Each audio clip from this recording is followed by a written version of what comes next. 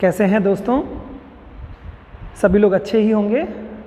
पढ़ाई भी आपकी बेहतर तरीके से चल रही होगी, ऐसी आशा है मेरी। देखिए, जो पॉलिटी में हम लोगों का जो सेगमेंट चल रहा है बड़ा सिस्टमेटिक वे से चल रहा होगा। जो बच्चे सीरियसली देख रहे होंगे उनको समझ में आ रहा होगा। जो कक्षाएं हैं आपकी, इनके संचालन की जो पद्धति है वो पूरी तरह से आपको जो आपके संविधान की एक अच्छी समझ आपके अंदर विकसित हो रही होगी। आप लोगों ने भाग 1 से लेकर के आज हम लोग भाग 17 पे पहुंच गए हैं, 17 पे पहुंच चुके हैं हम लोग। 16 भाग हम लोगों के हो चुके हैं। अब कुछ एक दिन की ही पॉलिटी और हम लोगों के साथ रहने वाली है। इसके बाद पॉलिटी पे हम लोगों की एक अच्छी समझ विकसित हो जाएगी। आशा करता हूं कि आप लोग जो लोग वीडियो नहीं देखे हैं वो लोग पुराने प्लेलिस्ट में जा करके पुराने वीडियोस को देख लें, जिससे उनको पॉलिटी में बैठे बैठे ऑनलाइन ही उनको सारी सुविधाएं मिल जा रही हैं, जो कि एक कोचिंग कक्षाओं में ही मिल पाती हैं ऐसी चीज़ें। तो आप लोग इसको कृपया सीरियसली लीजिए, इसको बहुत हल्के में ना लेके चलिए। और अगर पॉलिटी आप सिस्टमेटिक वे से पढ़ रहे होंगे तो आज आपकी स्थिति ऐसी बन चुकी होगी कि आपको काफ़ी हद तक विश्वास हो गया होगा कि पॉलिटी की समझ आपके अंदर आ गई है।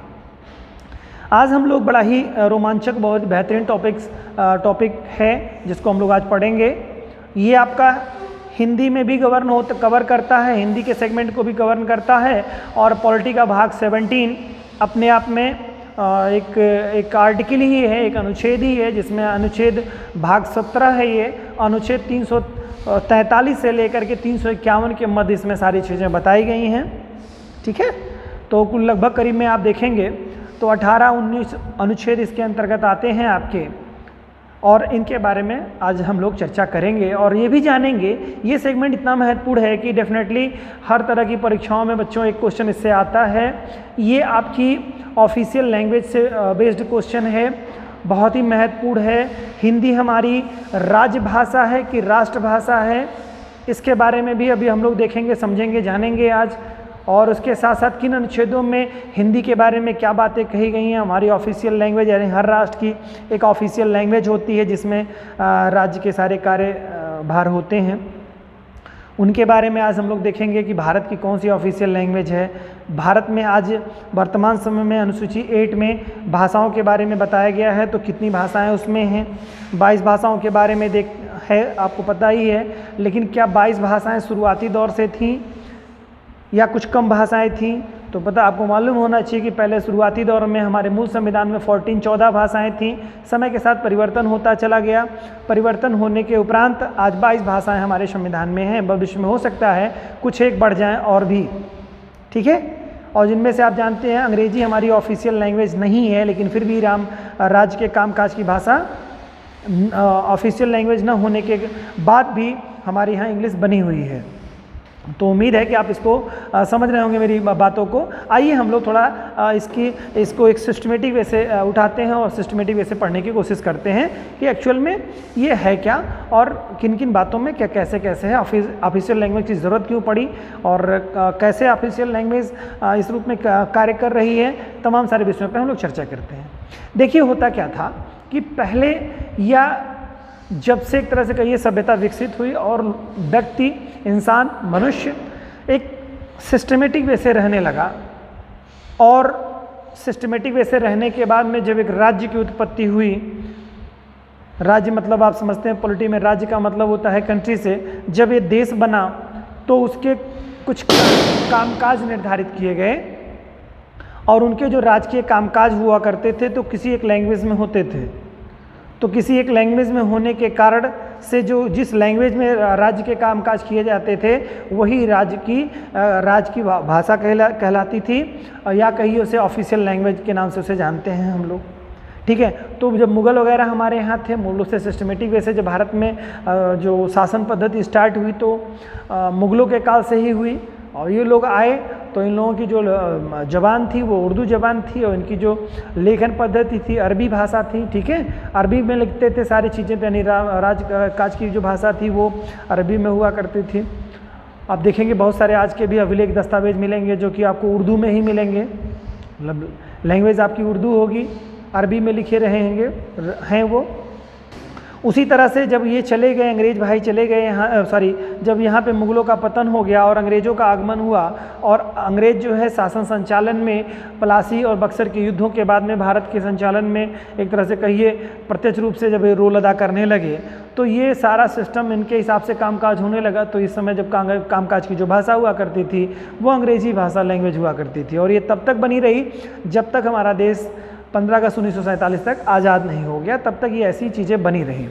तो यानी कि जो राज्य के सारे काम काज होते थे, यानी ऑफिस के जितने भी ऑफिशियल वर्क हुआ करते थे, तो ऑफिस की जो लैंग्वेज हुआ करती थी, इंग्लिश हुआ करती थी, अंग्रेजी हुआ करती थी, तो इस नाते ऑफिशियल लैंग्वेज अंग्रेजी को कहा गया है। ठीक है, तो ये आपने समझा होगा कि ऑफिशियल लैंग्वेज किसे कहते हैं।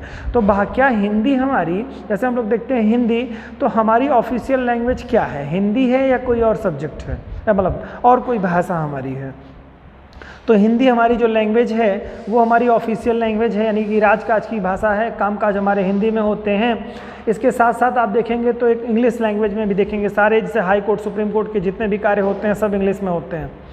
ठीक है, संसद की जो कार्यवाही होती है वो किस भाषा में होती है, तो उसके लिए भी आपके प्रावधान है। सारे प्रावधानों को हम लोग एक एक करके चरणबद्ध तरीके से सब देखते चलेंगे। अभी सब कुछ आज से लेकर के ये फर्स्ट वीडियो होगा, इसके बाद एक सेकंड वीडियो हम लोगों का आएगा जिसमें आपको हिंदी की यानी कि जो लैंग्वेज है भाषा के संदर्भ में सब कुछ लगभग आपको स्पष्ट हो जाएगा, कुछ भी आपको कोई भी तथ्य छूटेगा नहीं आप लोग।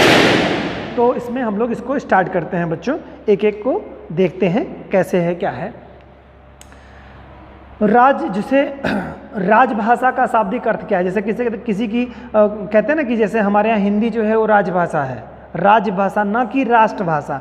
तो एक बात जान लीजिए कि भारत में राष्ट्रभाषा का जो उल्लेख किया गया है तो राष्ट्रभाषा का संविधान में कहीं कोई जिक्र नहीं है। भारत की राष्ट्रभाषा क्या है इसका हम लोग समझते हैं हिंदी है, लेकिन यह संविधान में कहीं वर्णित नहीं है, कहीं इसका उल्लेख लिखित रूप में नहीं है कि भारत की जो राष्ट्रभाषा होगी वह हिंदी होगी, ये नहीं है कहीं पे।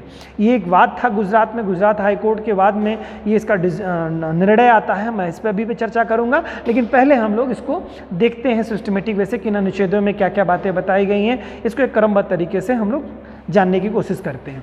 देखिए, राजभाषा का शाब्दिक अर्थ जो होता है राजकाज की भाषा, यानी कि राजकाज के जो काम होते हैं उनकी जो लैंग्वेज होती है उसे राजभाषा कहा जाता है। अतः जो भाषा देश के राजकीय कार्यों के लिए प्रयुक्त होती है वह राजभाषा कहलाती है। ठीक है, वही मैंने आपको अभी बताया। राजा नवाबों के समय में इसे दरबारी भाषा कहा जाता था, डेफिनेटली, यानी दरबार में कामकाज की जो भाषा हुआ करती थी उसे क्या कहा जाता था, दरबारी भाषा कहा जाता था, या ऑफिशियल लैंग्वेज वहाँ पे कहा जाता था इसको। ठीक है, या राजकाज की भाषा कहा जाता था, या राज की भाषा कहा जाता था। ठीक, ये बात थी, दरबारी भाषा कहा जाता था। स्वतंत्रता के बाद राष्ट्रभाषा हिंदी को राजभाषा का दर्जा प्राप्त हुआ, किंतु अहिंदी भाषी लोगों द्वारा हिंदी को राजभाषा का दर्जा दिलाने का प्रबल विरोध हुआ। देखिए, जब देश हमारा आज़ाद हुआ, आप जानते हैं कि उसके बाद से ही भारत विविधताओं से भरा हुआ देश है। यहाँ पर बहुत सारी भाषाएं बोलने वाले लोग रहते हैं। तमिल है, तेलुगु है, मलयालम है, कन्नड़ है, उड़िया है, असमिया है, मणिपुरी है, नागा है, तमाम सारे ऐसी भाषाएं हमारे यहाँ हैं जिनके बारे में अगर हम बात करें तो फिर करते ही रह जाएंगे। हरियाणवी है, पंजाबी है, राजस्थानी है, मराठी है, गुजराती है। ठीक है, पूर्वोत्तर भारत में चलेंगे तो उस तरह की भाषा मिलेंगे, कश्मीरी है, बहुत सारी भाषाएं, लैंग्वेज है। भारत विविधताओं में एकता का परिचय देने वाला राष्ट्र है। तो जब देश हमारा आज़ाद हुआ उस समय जब संविधान सभा संविधान बना रही थी, निर्माण कार्य चालू था, तो उस समय एक सवाल खड़ा हुआ कि हमारी ऑफिशियल लैंग्वेज क्या, हमारी भाषा का क्या हो। तो उसमें जो चैलेंज आया तो ये हुआ कि हिंदी भाषा को रखा जाए, लेकिन हिंदी को स्वीकार करने में भी कठिनाइयाँ आ रही थी। बहुत सारे जो अहिंदी भाषी जो राज्य थे उन्होंने इसका पुरजोर तरीके से विरोध किया और उन्होंने राजभाषा को हिंदी मानने से नकार दिया। चुनौती आ गई, समितियां गठित हुई, समितियों ने अब इस पर कार्य किया और कार्य करने के परिणाम निष्कर्षतः यही निकला कि कोई संतुष्ट हो या असंतुष्ट हो तो हिंदी तो राजभाषा कर दी गई, लेकिन साथ ही साथ उसके साथ एक कॉमन भाषा जो अंग्रेजों के ज़माने से संचालित होती रही है, अंग्रेजी भाषा को भी आधार बना करके रखा गया। और ये 15 वर्ष के लिए, यानी आज़ादी के 15 अगस्त 1947 को देश आज़ाद हुआ था और 26 जनवरी 1950 को हमारा संविधान लागू हुआ। संविधान लागू होने से 15 वर्ष तक के लिए ये बात बताई गई थी कि ऑफिशियल लैंग्वेज जो हमारी है वह हिंदी और इंग्लिश दोनों होगी, यानी कि कहने का मतलब अंग्रेजी राजभाषा बनी रहेगी। यानी कि ज़्यादा पुरजोर विरोध करने के कारण से, लोगों के विरोध के कारण से संविधान सभा ने भी एक उचित समय समझा कि अभी इस पर ज़्यादा डिबेट करने की ज़रूरत नहीं है, ज़्यादा इसको खींचने की ज़रूरत नहीं है, लोग सहमत हो नहीं रहे हैं। तो 15 सालों के लिए ऑफिशियल लैंग्वेज अंग्रेजी को रख दिया गया। फिर उसके बाद समय के साथ ये देखा गया कि फिर आगे परिवर्तन जो भी होगा, उसके साथ ही साथ यह भी निर्धारित किया गया कि राजकाज की भाषा जो होगी वो हिंदी होगी। यानी कि 2 लैंग्वेज में हमारी भाषा होगी राजकाज की, एक इंग्लिश होगी और दूसरी हिंदी होगी। और बाकी जो लोग हिंदी भाषी नहीं है वो इंग्लिश में अपना काम करेंगे और बाकी अपनी जो उनकी लोकल लैंग्वेज है उस लैंग्वेज में अपना काम करेंगे। लेकिन राष्ट्रीय स्तर पे जो कार्य होंगे, उनके जो कार्यों की जो सिस्टम होगा वो क्या होगा, इंग्लिश के माध्यम से होगा। समझ रहे होंगे आप लोग? ठीक है, आइए आगे देखते हैं इसके बारे में। तो काफ़ी विरोध होने के कारण से यह एक बहस का विषय बन गया और बहस होने के बाद मैंने कहा संविधान सभा एक समिति के माध्यम से इसमें निर्णय लेगी और अपने निर्णय के बाद में इसको आगे संचालित करेगी। जो मैंने अभी आपको कहा 15 वर्ष के लिए अंग्रेजी को माध्यम बनाया जाएगा, फिर इसके बाद में हिंदी को अपना आधार के रूप में रखा जाएगा।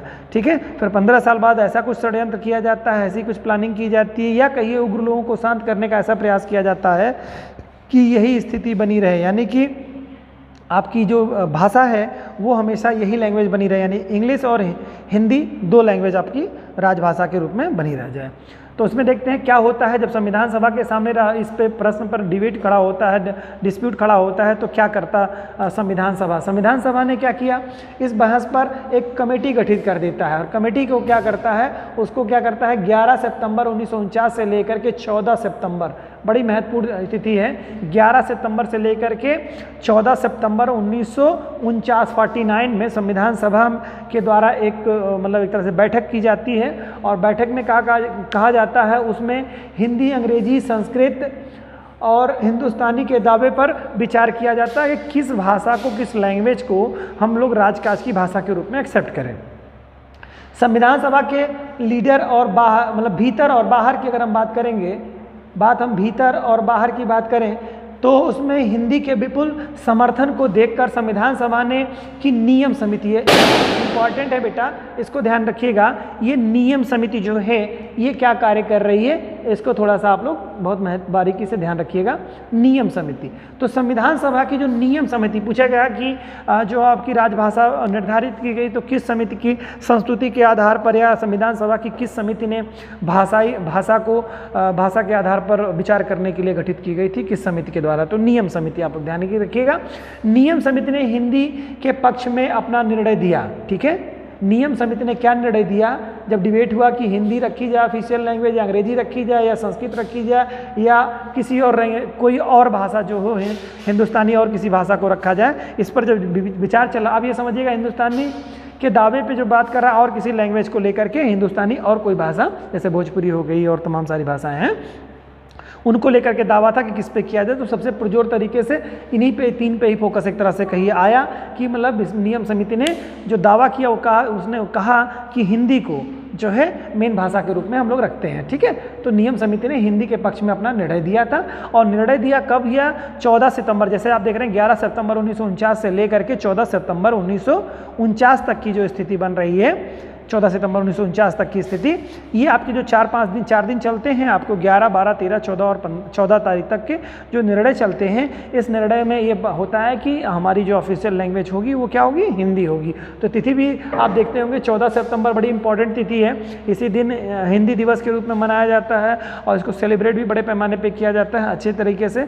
हमेशा हर शैक्षणिक संस्थान में इसका एक तरह से कहिए या सरकारों के द्वारा इसका मतलब एक तरह से समर्थन में इसके सुर निकल के आते हैं, मीडिया के माध्यम से आप लोग सुनेंगे तो सरकारें भी इस पर कुछ अपना स्टेटमेंट जारी करती हैं, कार्य करती हैं कि अब हिंदी में रहेंगे, सारे निर्णय हिंदी से संदर्भित लिए जाएंगे, ये तमाम सारे ऐसे विषय निर्धारित किए जाते हैं। ठीक है, तो इसमें पक्ष होता है 14 सितंबर 1949 को हिंदी को संवैधानिक रूप से राजभाषा घोषित कर दिया जाता है। किसको संवैधानिक रूप से, कब पूछा जाएगा कि ऑफिशियल लैंग्वेज को संवैधानिक रूप से कब लागू किया गया, तो 14 सितंबर को किया गया था, 14 सितंबर 1949 को अब इसको राजभाषा घोषित कर दिया गया। इसलिए प्रत्येक वर्ष को क्या किया जाता है, 14 सितंबर को किस दिवस के रूप में मनाया जाता है, हिंदी दिवस के रूप में मनाया जाता है। याद होना चाहिए आपको, सितंबर हिंदी दिवस के रूप में। ठीक है, तो ये तो था थोड़ा सा ऐतिहासिक पृष्ठभूमि जो कि हिंदी को लेकर के हम लोगों ने देखा था। ठीक है, अब आगे बात करते हैं इसके स्थानों को लेकर के, भागों के बारे में हम लोग थोड़ी चर्चा करने चल रहे हैं। कितने भाग हैं, मैंने बताया था आपको, भाग 17 में कुल अनुच्छेद 343 से 351 के मध्य में क्या है, हिंदी के बारे में, राजभाषा हिंदी के बारे में उसमें बताया गया है, सारी चीज़ें की गई हैं और इनको 4 अध्यायों में बांटा गया है। इन अनुच्छेदों को 343 से लेकर के और 351 के मध्य की जो हैं उनको कुल टोटल भागों में कितने में बांटा गया है बेटा, तो वो कुल टोटल भागों में बांटा गया, 4 अध्याय में इसको बांटा गया है। तो आइए उस पर चर्चा करते हैं। भाग 17 अनुच्छेद 343 से 51 के मध्य राजभाषा के बारे में बताया गया है या कहा गया है या है। भाग 17 में कुल 4 अध्याय हैं। 4 अध्यायों को देखिएगा, यहाँ पे आप समझने की कोशिश करिएगा, आसान हो जाएगा आपको। क्वेश्चन यहाँ से भी बहुत क्रिटिकल क्वेश्चन, महत्वपूर्ण क्वेश्चन बनते हैं, तो कृपया इस पर थोड़ा ध्यान रखिएगा आप लोग। क्या होता है, संघ की राजभाषा, संघ की जो राजभाषा होगी वह हिंदी होगी, उसके बारे में अनुच्छेद 343 से 344 के मध्य में 2 अनुच्छेदों के बारे में 343 से 344 के मध्य संघ की राजभाषा के बारे में बताया गया है। दूसरा बताया गया है प्रादेशिक भाषा। प्रादेशिक भाषा में अनुच्छेद 343 से 347 के मध्य में बताया गया है, 345 से 347। देखिए, संघ की राजभाषा, फिर उसके बाद में प्रादेशिक भाषा, 2 अध्याय हो गए।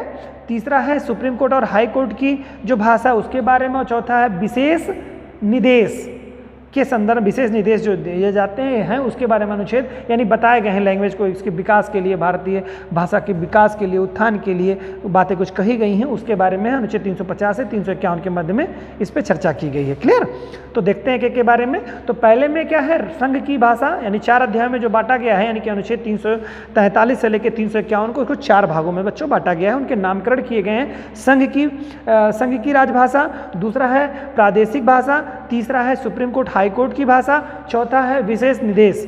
ये 4 भागों में बांटा गया। अब अनुच्छेदों को देखते हैं। इसमें संघ की जो राजभाषा है अनुच्छेद 343, 44 और 344 के मध्य में बताया गया है। प्रादेशिक भाषा के बारे में 345 से 347 के मध्य में चर्चा की गई है, और 348 से 49 के मध्य में जो चर्चा की गई है ये किसके बारे में, सुप्रीम कोर्ट और हाई कोर्ट की भाषा के बारे में। क्या 2 अनुच्छेद हैं, सब में थोड़ा ध्यान रखिएगा। इसमें जो संघ की राजभाषा है 33-34 है उसमें, ठीक है, सॉरी 43-44 है, ठीक है, 43 और 44, यानी कि 343, 344 ये संघ की राजभाषा के बारे में दिया गया है। फिर उसके बाद प्रादेशिक भाषा के बारे में कह रहा है 45 और 46 और 47, यानी कि 3 इसमें अनुच्छेद हैं, 45, 46 और 47, ठीक है, प्रादेशिक में 3 है। और उसके बाद में सुप्रीम कोर्ट हाई कोर्ट की बात अगर करेंगे तो 47, यहाँ पे 47 के बाद में कितना हो जाएगा, 48 और 49। तो 48 और 49 सुप्रीम कोर्ट और हाई कोर्ट की लैंग्वेज के बारे में बताया गया है। और फिर उसके बाद में 49 और 50 जो आपका है, सॉरी 48 और 49 उसमें दिया गया है, 50 और 51 जो है ये विशेष निर्देश के बारे में हिंदी के संदर्भ में बताया गया है। क्लियर हो गया होगा, यानी सब में 2-2 है, प्रादेशिक में 3 है, 3 अनुच्छेदों में बताया गया है। 43-44 जो है ये संघ की भाषा के बारे में बात कह रहा है, संघ की जो राजभाषा होगी उसके बारे में अनुच्छेद 343, 344। फिर प्रादेशिक भाषा के बारे में कह रहा है 345, 46 और 347, ये जो हो गया प्रादेशिक भाषा के बारे में हो गया। फिर सुप्रीम कोर्ट और हाई कोर्ट की लैंग्वेज के बारे में अगर हम देखेंगे तो 48 और 49 हो जाएगा। और फिर हम विशेष निर्देश के बारे में अगर हम देखेंगे तो अनुच्छेद 50, 350 और 351 के मध्य में चर्चा की गई है। ठीक है, आगे देखते हैं। उपरोक्त के अतिरिक्त कुछ और भी अनुच्छेद हैं बच्चों जिनमें हिंदी के बारे में, भाषा के बारे में, राजभाषा के बारे में उल्लेख किया गया है। इनके बारे में आगे चल करके हम लोग डिटेल करने वाले हैं। पहले इसको देखते हैं। अनुच्छेद 29, अनुच्छेद 30, 120 और 210, ये 4 आर्टिकल आपको याद होने चाहिए कि जिसमें मतलब भाषा के संदर्भ में कुछ पावर्स दी गई। इसमें से 2 आप देख रहे होंगे, 29 और 30, ये आप क्या देख रहे हैं, जो आपकी शिक्षा संबंधी जो अधिकार दिए गए हैं आपको, ठीक है, धार्मिक स्वतंत्रता के बाद में आप देखेंगे जो शिक्षा संबंधी उसमें जो अधिकार दिए गए हैं उसको लेकर के इसमें उल्लेख किया गया, यानी फंडामेंटल राइट के बारे में बात कर रहा है ना आप लोग, समानता, स्वतंत्रता, शोषण के विरुद्ध अधिकार, धार्मिक स्वतंत्रता और संस्कृति एवं शिक्षा संबंधी अधिकार जो है वो अनुच्छेद 29 और 30 में दिया गया है। तो अनुच्छेद 29-30 में भी भाषा के बारे में कुछ चीज़ें की गई हैं। इसमें क्या है कि संप्रदाय के आधार पर जो लोग हैं, मतलब संप्रदाय के आधार पर जो उनको अल्पसंख्यक जो भाई हमारे हैं जिनकी लैंग्वेज ही हमारे यहाँ तो देखिए धार्मिक और लैंग्वेज, दोनों आधार पर हमारे यहाँ भाषा का मतलब जो अल्पसंख्यक लोग घोषित किए गए हैं, तो उसमें जो लोग अल्पसंख्यक भाई हैं उनकी जो लैंग्वेज के संदर्भ में ये है, तो लैंग्वेज 29 और 30 के बारे में दिया गया है। ठीक है, अनुच्छेद 29 और 30 के बारे में ये भी है, और अनुच्छेद 120 और अनुच्छेद 210, ये 2 अनुच्छेदों के बारे में आप याद रखिएगा। 4 अनुच्छेद ये हो गए, और बाकी 343 से 351 में भाषा के संदर्भ में अगर क्वेश्चन आता है तो इससे क्वेश्चन आप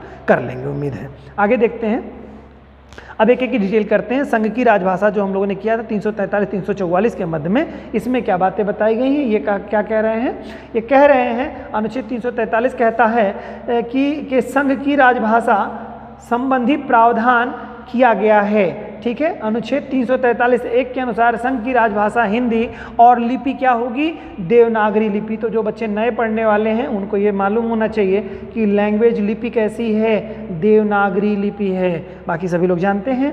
ठीक है, तो हमारी जो भाषा है, राज की भाषा है, वह हिंदी है, और हमारी लिपि जो है वो देवनागरी लिपि है, तथा शासकीय कार्यों में यानी कि शासन के सभी कार्यों में प्रयोग की जाने वाले अंकों का रूप, ठीक है, भारतीय अंकों का अंतर्राष्ट्रीय रूप होगा संविधान की लागू होने की तिथि से। यानी संविधान कब लागू हुआ, 26 जनवरी 1950 से पूर्ण रूप से।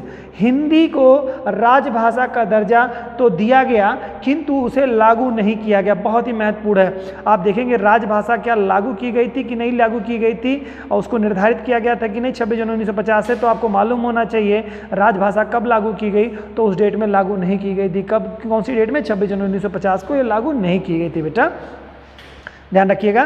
तो राज्य का दर्जा दिया गया लेकिन उसे लागू नहीं किया गया। क्यों नहीं किया गया, क्योंकि अनुच्छेद 343 ठीक है 2 में यह प्रावधान किया गया था कि, मैंने वही बताया ना कि 15 वर्षों के लिए अंग्रेजी को पहले निर्धारित किया गया था, फिर उसके बाद कहा गया, इस नाते उसको पूर्ण रूप से लागू नहीं किया गया था। तो ये बात ध्यान रखिएगा।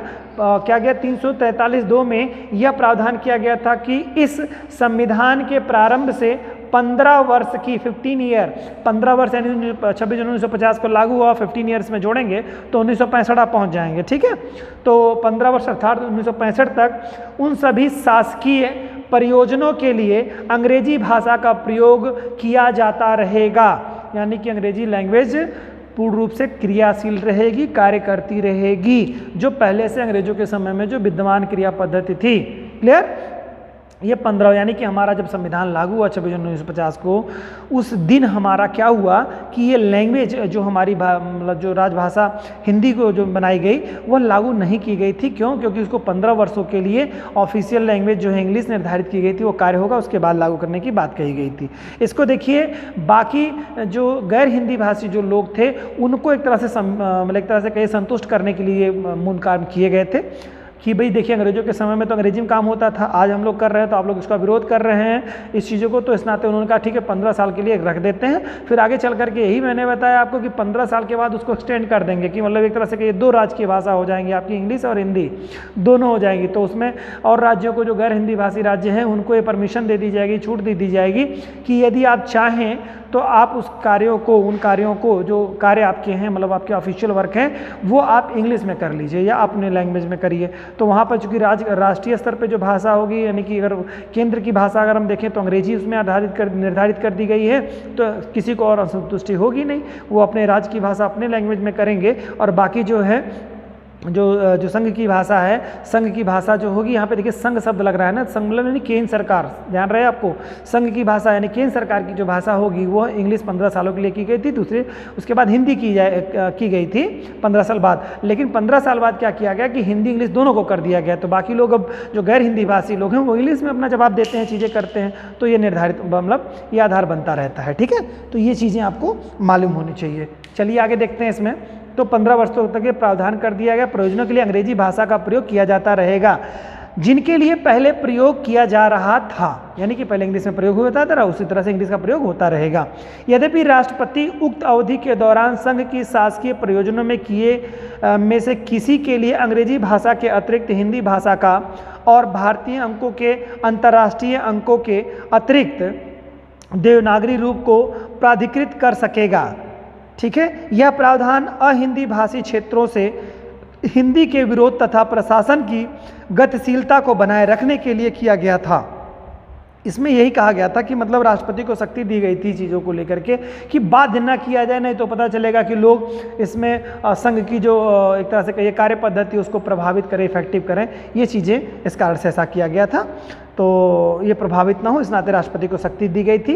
इसके साथ ही संसद को यह अधिकार भी दिया गया था कि वह संघ की राजभाषा के रूप में अंग्रेजी का प्रयोग की अवधि को 1965 से आगे भी बढ़ा सकती है। मतलब साथ साथ शक्ति दी गई थी कि 1965 के साथ साथ ये संसद को शक्ति दी गई थी कि अगर चाहे तो 15 वर्ष के बाद में भी उसको क्या कर सकती है, एक्सटेंड करके और बढ़ा दे, और उसी का प्रयोग करते हुए लोगों ने आगे बढ़ाया भी।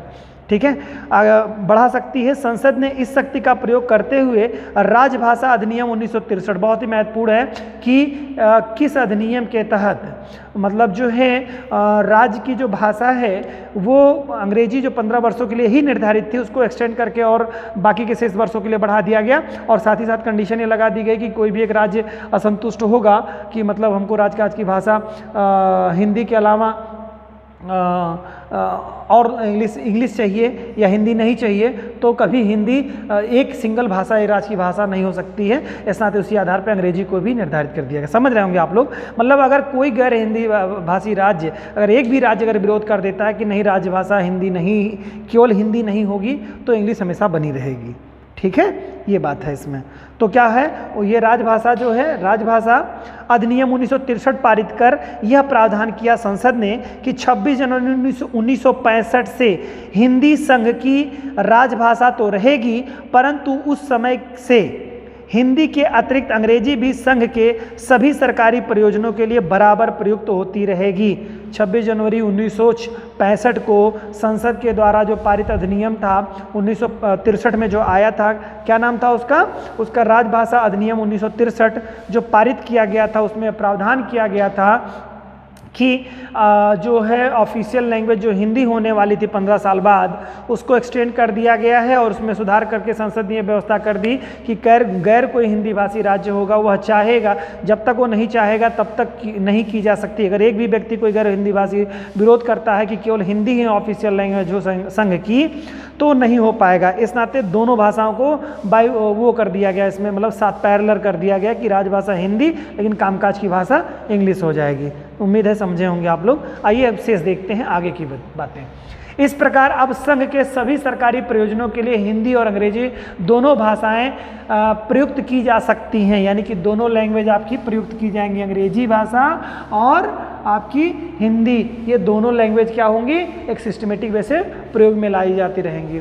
ठीक है, अब थोड़ा आयोगों के बारे में देख लेते हैं कि राजभाषा आयोग का जो गठन किया गया था उसके बारे में क्या चीज़ें हैं। संविधान के अनुच्छेद 344, ठीक है, राजभाषा यानी कि आप समझ रहे हैं ना कि जो कि ऑफिशियल लैंग्वेज काम का मतलब एक तरह से कहिए कामकाज की भाषा, यही मैंने कहा अनुच्छेद 343 और 344 जो है संघ की राजभाषा के बारे में बता रहा है, तो यानी कि कामकाज की भाषा यहाँ पे कह रहा है। और उसके लिए आयोग गठित किया जाएगा। कैसे आयोग गठित किया जाएगा उसके बारे में आइए चर्चा करते हैं। संघ के संविधान के अनुच्छेद 344 के तहत राष्ट्रपति को या राजभाषा के संबंध में सलाह देने के लिए एक आयोग की नियुक्ति करने का प्रावधान है। राजभाषा आयोग की नियुक्ति संविधान के प्रारंभ से 5 वर्ष की समाप्ति और उसके बाद प्रत्येक 10 वर्ष की समाप्ति पर राष्ट्रपति द्वारा की जाएगी। बड़ा ही दिलचस्प है कि राजभाषा आयोग की नियुक्ति संविधान के प्रारंभ से 5 वर्ष की समाप्ति पर, संविधान जब से प्रारंभ हो रहा है 26 जनवरी 1950 से, प्रारंभ की समाप्ति के बाद 5 वर्ष की समाप्ति पर ही गठित किया जाएगा और फिर उसके बाद प्रत्येक 10 वर्ष बाद क्या होगा, राजभाषा आयोग का गठन किया जाएगा। किसके बाद, हर प्रत्येक 10 वर्ष बाद क्या है, राष्ट्रपति द्वारा मतलब जो है एक राजभाषा आयोग का एक तरह से कहिए कि नियुक्त करेगा, आयोग की नियुक्ति करेगा। आयोग की नियुक्ति के बारे में बताया गया, यहाँ पर शब्द आपका है राजभाषा आयोग, तो ध्यान रखिएगा इस बात को। इस अधिनियम का गठन एक अध्यक्ष, इस आयोग का गठन एक अध्यक्ष 8वीं अनुसूची में निर्दिष्ट 8वीं अनुसूची बड़ी महत्वपूर्ण है, ये ध्यान रखिएगा। अनुसूची में विनिर्दिष्ट विभिन्न भाषाओं का प्रतिनिधित्व करने वाले ऐसे सदस्यों को मिलाकर किया जाएगा जिनकी नियुक्ति राष्ट्रपति द्वारा की जाएगी। वर्तमान में एक अध्यक्ष और 22 सदस्य हैं। देखिए इसमें क्या होता है ना कि प्रत्येक भाषा का एक जानकार विशेषज्ञ व्यक्ति होगा, भाषा आयोग जो बनेगा। 22 लैंग्वेज इसमें वर्तमान समय में है, तो 22 मेंबर ये हो गया और साथ ही में एक अध्यक्ष, तो कुल टोटल 23 मेंबर है। तो जितनी लैंग्वेज होगी, प्रत्येक लैंग्वेज का प्रतिनिधित्व करने वाला एक शख्स होगा, एक व्यक्ति होगा, तो उस हिसाब से मेंबर्स की संख्या, आप आयोग के मेंबर्स की संख्या का निर्धारण कभी नहीं भूलेंगे कि 22 लैंग्वेज, 22 मेंबर हैं और एक अध्यक्ष को लेकर के कुल 23 हैं। यानी राजभाषा आयोग में सदस्यों की संख्या 23 है। ठीक है, मूल संविधान जब था तो 14 भाषाएं थी, तो 14 लैंग्वेज के जानकार वो लोग, 14 लोग वो थे और साथ ही साथ एक व्यक्ति जो है अध्यक्ष, तो उसमें 15 लोग हो जाएंगे। ठीक है, एक तरह से आप देखेंगे अंग्रेजी हमारे यहाँ राजकाज के काम तो होते हैं लेकिन राजकीय भाषा में नहीं है। इन 22 भाषाओं में अंग्रेजी एक भाषा नहीं है, ये बात ध्यान रहे आपको। तो इसके भी विशेषज्ञ आपको मिलेंगे और मतलब ये काम तो होता है लेकिन इसकी हमारे संविधान में इसको भागों में स्थान नहीं दिया गया है, मतलब 22 भाषाओं में स्थान नहीं है। ये 23वीं भाषा इंग्लिश है, आप ध्यान रहे। चलिए आगे चलते हैं। राष्ट्रपति ने इस अधिकार का प्रयोग करते हुए जून 1955 में, बहुत ही महत्वपूर्ण तिथि है बेटा, जून 1955 में श्री बाल गंगाधर खेर, बीजी खेर जिसको कहते हैं बच्चों, बीजी खेर, ठीक है, बीजी खेर की अध्यक्षता में प्रथम, ये बहुत ही इंपॉर्टेंट क्वेश्चन है, पूछता है, हिंदी में भी पूछता है और पॉलिटी में भी पूछता है। प्रथम राजभाषा आयोग का गठन किया गया, तो पूछेगा कि कब गठित किया गया, तो जून 1955 में किया गया था। अध्यक्ष कौन थे? बीजी खरे थे, बाल गंगाधर खेर। देखिए कहीं कहीं आपको खरे मिलेगा लेकिन वो खेर हैं, बीजी खेर हैं। ठीक है, ये ध्यान रहे। तो आप रहेगा बाल गंगाधर खेर हैं। अगर कहीं खरे नहीं मिलता है तो आप उससे बहुत कंफ्यूज नहीं होंगे। अगर एग्जाम में अगर इस तरह से लिख करके आ जाता है तो आप उनको भी टिक कर सकते हैं, खरे अगर लिख करके आ जाते हैं तो बाल गंगाधर खेर जो हैं ये जून 1955 में राष्ट्रपति द्वारा जो नियुक्त किए गए प्रथम राजभाषा आयोग का जो गठन किया गया था उसकी अध्यक्षता बाल गंगाधर खेर ने की थी। ठीक है, इस आयोग ने जुलाई 1956 में अपना प्रतिवेदन दिया था, यानी रिपोर्ट एक तरह से कहिए दी थी। कब दी थी? इसने जुलाई 1956 में इसने प्रतिवेदन किया था। ठीक है, अब आइए कुछ और चीज़ें जानते हैं हम लोग थोड़ा सा इसके संदर्भ में। ये तो बातें यहाँ तक की थी। इसके अलावा हम लोग देखेंगे संसद की भाषा के बारे में, जो आप लोगों ने कैसे कामकाज की भाषा होती है, राजकाज की भाषा के बारे में भी बहुत सारे तथ्य हम लोगों के बचे हुए हैं। सुप्रीम कोर्ट, हाई कोर्ट की जो लैंग्वेज होती है उसके बारे में, संसद की कार्रवाई होती है उसके बारे में, ऐसे बहुत सारे इंपॉर्टेंट तथ्य। 22 भाषाएँ कैसे, कौन कौन सी भाषाएँ हैं उनके बारे में भी हम लोगों को देखना है, कब कब सुधार हुआ उनके बारे में, ये नेक्स्ट वीडियो में हम लोग देखेंगे। आगे देखिए, तो उसके बाद मैंने कहा था कुछ अनुच्छेद हैं, अनुच्छेद जैसे 29, अनुच्छेद 30, अनुच्छेद 120, अनुच्छेद 210, इनके बारे में क्या है? तो अनुच्छेद 29 और 30 के बारे में मैंने अभी चर्चा कर लिया है। संस्कृति एवं शिक्षा संबंधी अधिकार में जो है आपका है उसमें दिया गया है। तो अनुच्छेद 120 बड़ा ही इंपॉर्टेंट है, क्वेश्चन इससे आ सकता है, बिल्कुल इंपॉर्टेंट है। और अनुच्छेद 210 इससे भी क्वेश्चन आ सकता है, तो दोनों ध्यान से सुनिएगा। संसद की कार्रवाई की भाषा के संबंध में बताया गया है, यानी कि संसद की जो एक्टिविटीज यानी कि क्रिया होती है, जो कार्य होता है, उसकी लैंग्वेज क्या होगी, ये किस अनुच्छेद में दिया गया? अनुच्छेद 120 में दिया, 120 में दिया गया है। एग्जाम में क्वेश्चन पूछेगा जरूरी है, किसी न किसी परीक्षा में आएगा क्वेश्चन, ये आते हैं क्वेश्चन मोस्टली। तो क्योंकि बच्चे याद करके यही जाते हैं कि अनुच्छेद 343 से 351 में राजभाषा के बारे में दिया गया है, तो उसमें संसद की भाषा के बारे में भी दिया गया होगा, जबकि नहीं है। संसद की जो कार्य करने की जो भाषा है वो अनुच्छेद 120 में वर्णित किया गया है। किसमें? अनुच्छेद 120 में वर्णित किया गया है कि जो इसकी राजकाज की जो काम करने की जो भाषा होगी, जो लैंग्वेज होगी, वो कौन सी भाषा होगी बच्चों? हिंदी होगी। ठीक है, इसके बारे में उल्लेख किया गया है, किसमें? 22 में किया गया है, 120 में किया गया है। ठीक है, आगे है अनुच्छेद 210 में क्या है? राज्य विधानमंडलों को, यानी कि प्रत्येक जो विधानमंडल हैं हमारे, उन विधानमंडलों में जो कामकाज की जो भाषा होगी, जो लैंग्वेज होगी बच्चों, वह कौन सी लैंग्वेज होगी हमारी? वह भी हमारी लैंग्वेज के बारे में बताया गया अनुच्छेद 210 में। तो अनुच्छेद 120 और अनुच्छेद 210 दोनों ध्यान रखिएगा। ठीक है, 120 में जो बताया गया है वो संसद की जो कामकाज की भाषा होगी, और 210 में बताया गया है प्रत्येक राज्य विधानमंडलों के जो कामकाज की लैंग्वेज होगी उसके बारे में बताया गया है। तो देख लीजिए इसमें क्या है? राज्य विधानमंडलों की कार्रवाई के प्रयोग में की जाने वाली भाषाओं के बारे में से प्रावधान किया गया है। ठीक है, चलिए आगे देखते हैं कुछ चीज़ें और भी हैं। लोकसभा अध्यक्ष एवं राज्यसभा के सभापति को यह अधिकार है, बहुत ही महत्वपूर्ण, वेरी वेरी इंपॉर्टेंट, इस चीज़ को ध्यान रखिएगा। क्या है? लोकसभा के अध्यक्ष को और राज्यसभा के सभापति को, यानी कि दोनों सदनों की बात कर रहा है, लोकसभा और राज्यसभा। अगर कोई व्यक्ति चाहता है अपनी मातृभाषा में, यानी अपनी लोकल लैंग्वेज में अगर कोई स्पीच करना चाहता है, कुछ कहना चाहता है, तो उसकी पूरी परमिशन देने की शक्ति जो है, अगर लोकसभा का कोई मेंबर है वो चाह रहा है कि हम तमिल में, मलयालम में, ठीक है, उड़िया में, उड़ीसा में, उड़िया भाषा में आप कहिए, या कोई और लैंग्वेज ले लीजिए आप, पंजाबी में, किसी भी लैंग्वेज में वह कह रहा है, मराठी में अपने आप को और शपथ लेने कोई चीज़ कहना चाह रहा है, तो उसकी परमिशन, उसको अपनी बात को कहना अगर चाह रहा है तो उसकी परमिशन लोकसभा में है तो लोकसभा अध्यक्ष महोदय देंगे, और राज्यसभा में है तो सभापति महोदय उसको परमिशन करेंगे। ठीक है, ये बातें बताई गई हैं उसमें। तो क्या कह रहा है?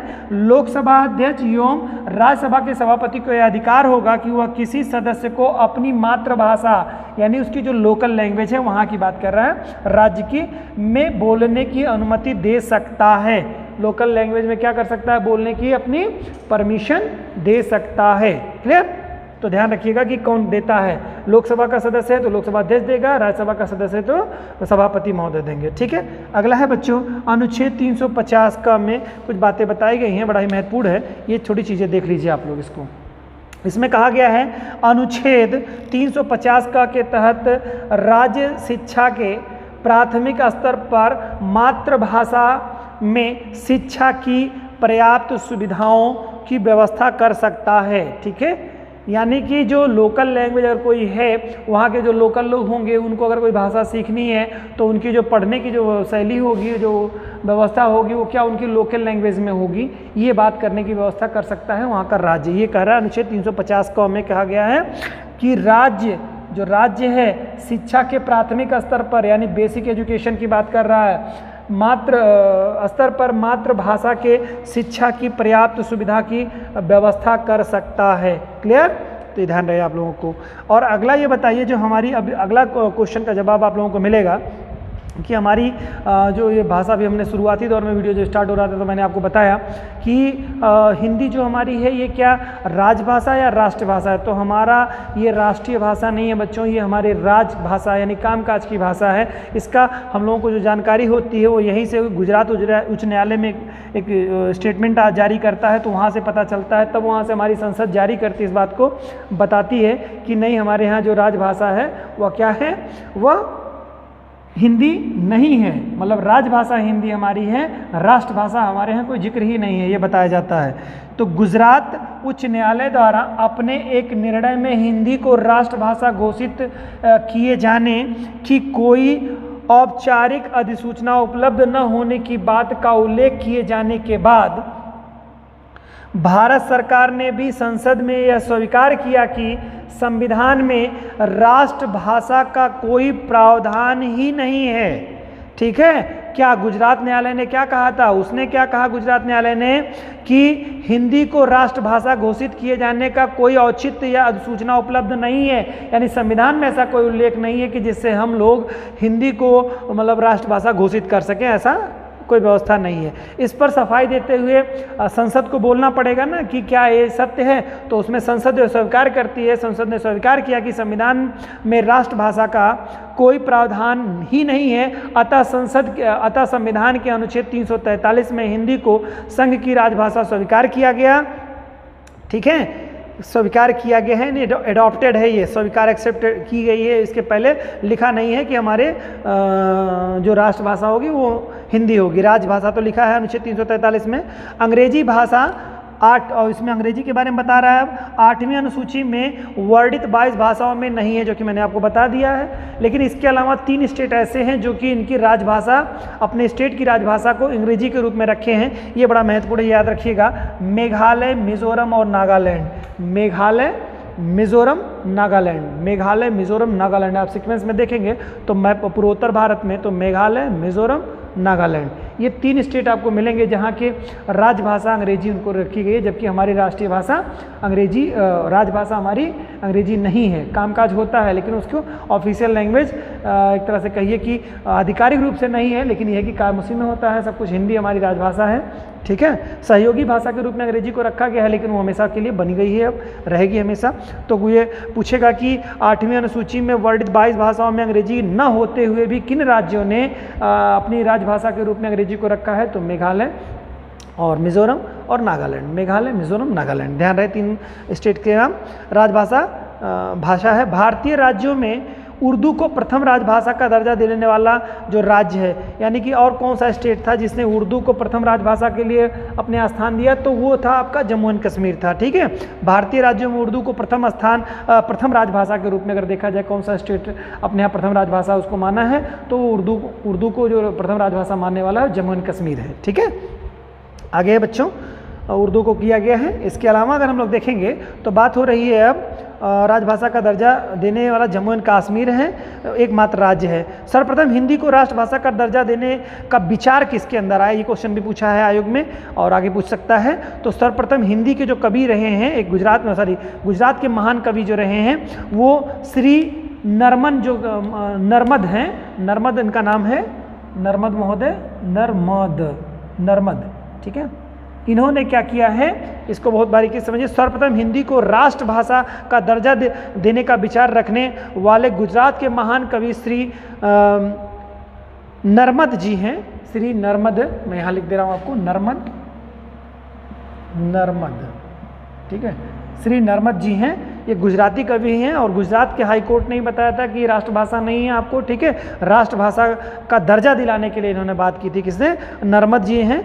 और इसके अलावा श्री बाल गंगाधर तिलक ने 1918 ईस्वी में हिंदी भाषा को देश की राजभाषा के रूप में घोषित किया था। उन्होंने अपना एक्सेप्ट किया था कि ये हमारी राष्ट्रभाषा जो है वो एक तरह से कहिए या जो है वो हिंदी होगी, ठीक है, राजकाज की भाषा जो है हिंदी में होगी, ठीक। इसके अलावा क्लासिकल लैंग्वेज से क्वेश्चन एग्जाम में पूछा है बेटा कि क्लासिकल लैंग्वेज के अंतर्गत कौन आते हैं, तो इसको भी थोड़ा देख लीजिए। बाकी शेष चीज़ें नेक्स्ट वीडियो में हम लोग देखेंगे। क्लासिकल लैंग्वेज क्या होती है और क्लासिकल लैंग्वेज कौन कौन सी हैं, बड़ा ही महत्वपूर्ण एग्जाम में से क्वेश्चन 100% आना है, ठीक है। तो क्लासिकल लैंग्वेज में के बारे में जो उत्पन्न हुई वो 2004 से इसके बारे में है। देखिए क्या है, 2004 में तमिल भाषा को तथा 2005 में संस्कृत भाषा को क्लासिकल लैंग्वेज यानी शास्त्रीय भाषा कौन कौन सी आपकी है यहाँ पे, तो ये देखेंगे 2004 में तमिल है और 2005 में संस्कृत है, 2008 में तेलुगु है, तेलुगु और कन्नड़ को 2008 में क्लासिकल लैंग्वेज के रूप में स्वीकार किया और 2013 में मलयालम को, 2014 में आप उड़िया को शास्त्रीय भाषा का दर्जा प्रदान किया गया है। तो कुल टोटल आपको 6 भाषाएं इसमें हो रही हैं। कौन कौन सी है, 2004 में तमिल है, 2005 में संस्कृत है, 2008 में आपको तेलुगु और कन्नड़ है और 2013 में आपकी मलयालम है और 2014 में आपको उड़िया है, ठीक है। ये आपकी 6 लैंग्वेज हैं, तो आप ध्यान रखिएगा, भूलिएगा मत। कब तिथियां भी आप ध्यान में रखिएगा कि कौन कौन सी तिथियां और 6 लैंग्वेज आपकी कौन कौन सी हैं। फिर से एक बार मैं बात कर रहा हूँ, 2004 में जो है आपकी तमिल को किया गया था, 2005 में संस्कृत को और 2008 में तेलुगु और कन्नड़ को राजभाषा शास्त्रीय क्लासिकल लैंग्वेज के रूप में इसको स्थान दिया गया था और 2013 में मलयालम को, 2014 में उड़िया को और 2014 में उड़िया को, ये 6 भाषाएं होंगी, शास्त्रीय लैंग्वेज का दर्जा इनको प्रदान किया गया है। भारत सरकार ने ये व्यवस्था दी है, ठीक है। भारत सरकार ने 2006 में प्रावधान किया कि वह भाषा, मतलब इसमें ऐसा देखिए, इसके लिए विवाद होने लगेगा कि बहुत सारे लोग कहेंगे कि बहुत सारे लोग इस जो भाषा के समर्थक लोग हैं वो कहेंगे कि हमारी लैंग्वेज को भी क्लासिकल लैंग्वेज में रखा जाए। तो उसके लिए कंडीशन बनाई गई, कोई लैंग्वेज क्लासिकल लैंग्वेज कब मानी जाएगी, उसके लिए कुछ मानक हैं। क्या मानक हैं, देखिए 2006 में भारत सरकार ने इसको निर्धारित किया। क्या निर्धारित किया, वह भाषा शास्त्रीय भाषा में सम्मिलित होगी जो कम से कम 1500 से 2000 वर्ष, ठीक है, 1500 से लेके 2000 वर्ष तक जो है यहाँ पे 1500 से 2000 वर्ष पूर्व ऐतिहासिक हो, साहित्यिक ग्रंथ एवं वक्ताओं के प्राचीन परंपरा और साहित्य परंपरा का उद्भव दूसरी भाषाओं में उसका न हुआ हो तो वही भाषा आपको क्लासिकल लैंग्वेज के लिए एक तरह से कहिए रखी जा सकती है। ठीक है, वो 1500 से लेकर 2000 वर्ष पुरानी होनी चाहिए। ठीक है, और उसके लिए जो ऐतिहासिक जो पूर्व भाषा ऐतिहासिक भाषा हो, साहित्य ग्रंथों और वक्ताओं के प्राचीन परंपरा और साहित्यिक परंपरा का उद्भव दूसरी भाषा में उसके ना हुए हों। ठीक है, वो अपने आप में बिल्कुल अद्वितीय हो, तो ये भाषा आपकी शास्त्रीय लैंग्वेज के रूप में आएगी। तो आप इसको ध्यान रखिएगा, ये 6 जो आपकी लैंग्वेज है ये शास्त्रीय लैंग्वेज के रूप में आपके रहेंगे। तो उम्मीद है ये चीज़ें आपको समझ में आई होंगी। बाकी शेष पार्ट जो हम लोग है इसके बारे में जो 22 भाषाएं हैं उनके संदर्भ में और बहुत सारी चीज़ें में ऑफिशियल लैंग्वेज कहाँ कौन कौन सी चीज़ें उपयोगी हैं उसके बारे में भी हम लोग चर्चा करेंगे नेक्स्ट वीडियो में। उम्मीद करता हूँ कि आप लोग भाषा को अच्छे तरीके से समझे होंगे। ये आपके एग्ज़ाम में काफ़ी आपको उपयोगी सिद्ध होगा। धन्यवाद।